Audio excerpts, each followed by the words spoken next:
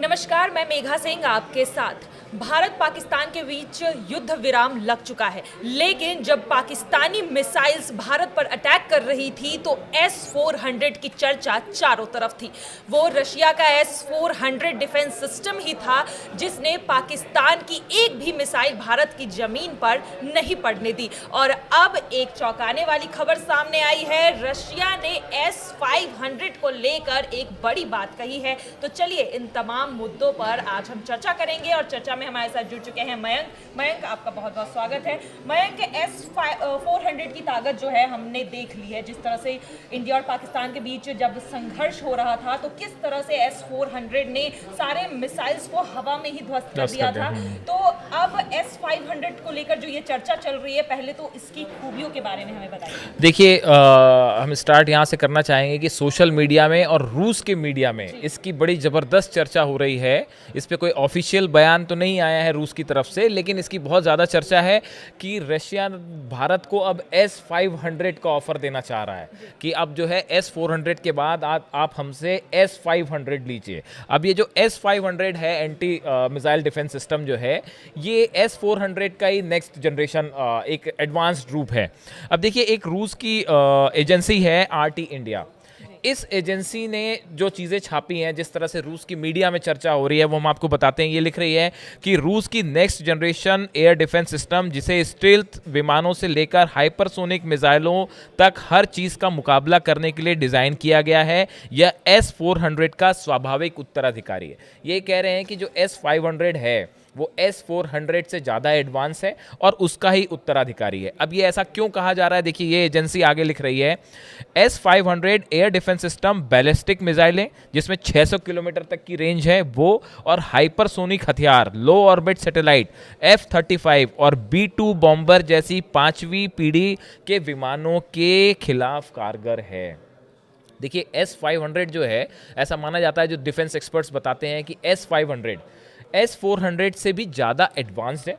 और S-500 एक वो डिफेंस सिस्टम है जो कि F-35 सबसे, जो 5th जनरेशन के सबसे इस समय ताकतवर प्लेन्स जो अवेलेबल हैं, फाइटर जेट्स अमेरिका के हैं, F-35 और B-2 बॉम्बर्स के भी खिलाफ बहुत ही ज़्यादा सक्सेसफुल है।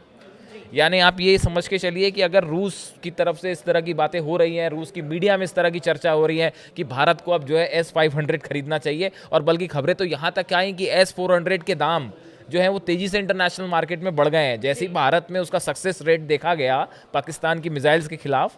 हालांकि हमारी जो आकाश मिसाइल हैं और बराक हमारा डिफेंस सिस्टम है, इसने भी बहुत शानदार काम किया है, लेकिन जिस तरह से S-400 ने पाकिस्तान की मिसाइल्स को गिराया है, उसके बाद तो ये इस तरह की चर्चाएं होने लगी कि S-400 के इंटरनेशनल प्राइसेस बहुत हाई हो गए हैं और रूस जो है वो कई देशों को, और कई देश रूस से इसको खरीदना चाह रहे हैं। इसी बीच जो S-500 की जो बात सामने आई है, देखिए, S-500 एक वो वेपन है जो आज के नए जनरेशन का जो वॉरफेयर है उसमें एक बड़ा गेम चेंजर साबित हो सकता है, और खासकर पाकिस्तान और चाइना के खिलाफ।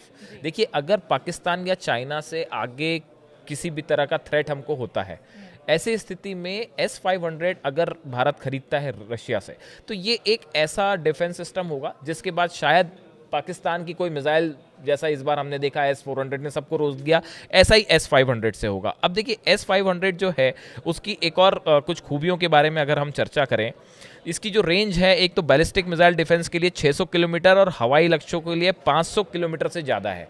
इसकी जो रेंज है वो 500 किलोमीटर तक जो है वो स्ट्राइक कर सकता है। जो बात कर रहे हैं, अगर आप एक कंपैरिजन में बता दें कि S-400 के कंपैरेटिव, देखिए, मतलब हाँ, देखिए, इसमें जो एक बड़ा डिफरेंस ये है कि जो मैक 20 की स्पीड से अगर कोई चीज़ ट्रैवल कर रही है, मार्क 20 जो है वो बहुत ही तेज स्पीड है, और हाइपरसोनिक और बैलिस्टिक, इंटरकॉन्टिनेंटल बैलिस्टिक मिसाइल्स जो है उसको भी ये निशाना बना सकता है।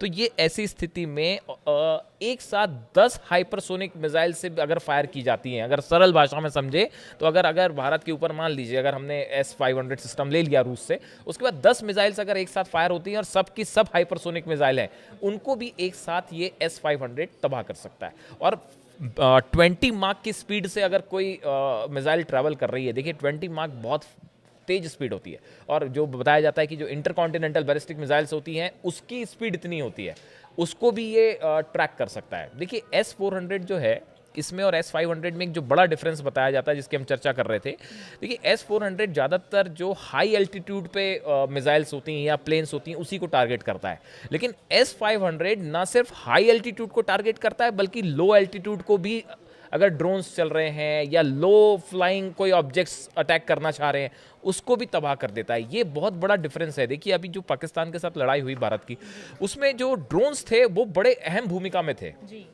आप अगर इजराइल में देख लें, आप अगर लेबनान में देखें, आप गजा में देखें, यहाँ पे ड्रोन वॉर जो है रशिया यूक्रेन में ड्रोन वॉर बहुत इंपॉर्टेंट हो गया है। तो इसको ध्यान में रखते हुए S500 और S400 में एक बड़ा डिफरेंस है जो लो फ्लाइंग ऑब्जेक्ट्स को भी निशाना बना सकता है। तो इस लिहाज से अब पूरे रूस में जो है वो इस तरह की चर्चा है और रूस की जो डिफेंस इंडस्ट्री है उसमें इस तरह की बातें हो रही है कि भाई S500 जो है अब भारत को हमसे ये खरीदना चाहिए और ये एक बड़ा गेम चेंजर साबित होगा। चलिए देखना होगा कि S400 की कामयाबी के बाद जिस तरह से भारत ने S400 का उपयोग किया है, क्या दोबारा भारत S500 लेता है, और जिस तरह से खूबियों पे हमने चर्चा की है S500 के, क्या आगे चलकर फ्यूचर में किस तरह से ये भारत की मदद करता है अगर भारत S500 रशिया से लेता है। तो इन तमाम खबरों पर हमारी नजर बनी हुई है। फिलहाल आज के लिए बस इतना ही। तमाम खबरों के लिए जुड़े रहिए न्यूज़ 18 उत्तर प्रदेश उत्तराखंड के डिजिटल प्लेटफॉर्म के साथ। धन्यवाद।